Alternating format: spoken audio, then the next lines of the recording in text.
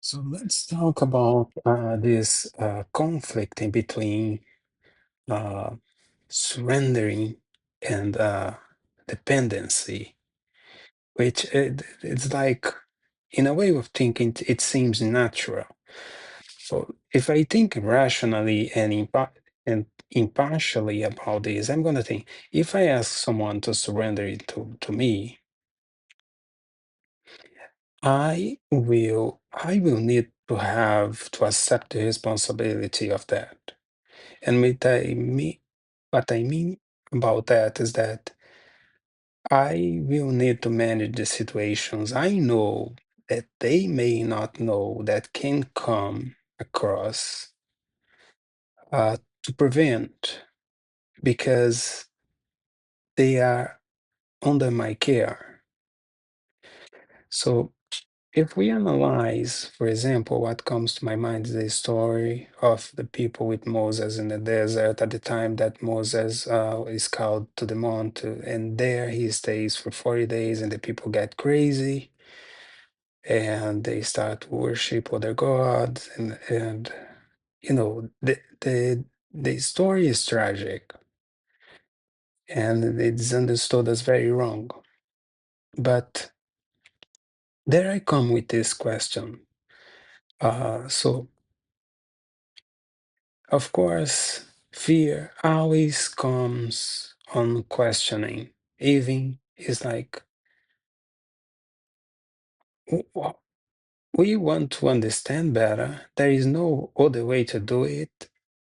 At least uh, my common sense, it seems not to have any another way and seek understanding. But there were the people. They were under. They had leaderships. And that happens. Moses go to the Sinai Mount and stays there for 4 days, I believe, without any previous uh, information about. I believe he also didn't knew about it. But the people down there gets crazy. They are in the middle of the desert. They got incredible providence. They got provided in a way that to this day cannot be explained. They are in the middle of the desert and they lose their mind. So imagine you being upon dependency.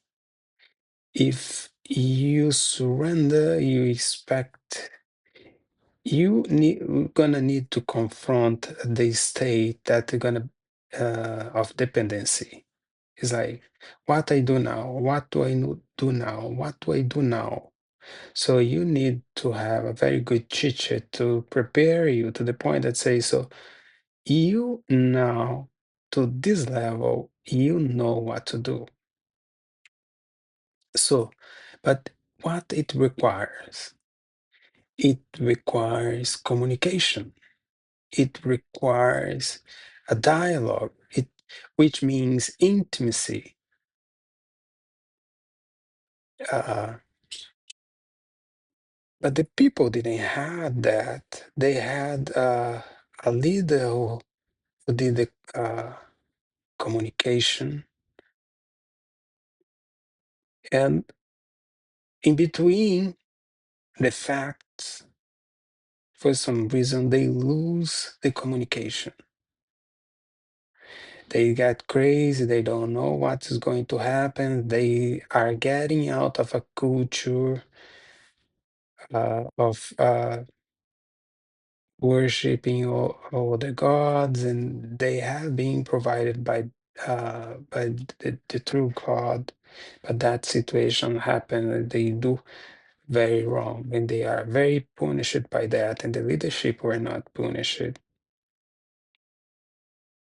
That's strange to me, to my way to understanding. I question that very much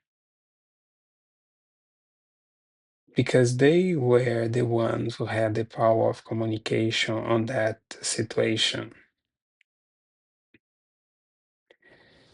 So I don't know what they had in mind because, of course, I'm sure they were provoked to do that.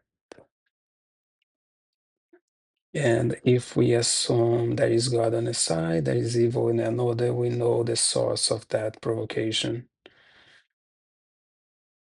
But they did not had, it seemed that they did not had uh, all that they needed. Even they had leaders, they could not, they could not prevent that situation. It caused then a very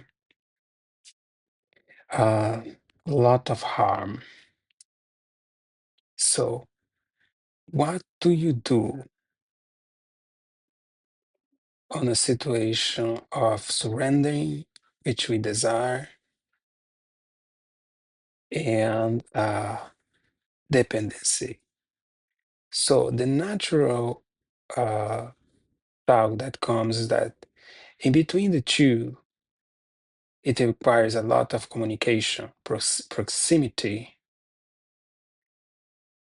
which we don't have matured on our first steps with God, for example. What do we do? What do I do? So we see communication, but until there, what do we do? That is the question.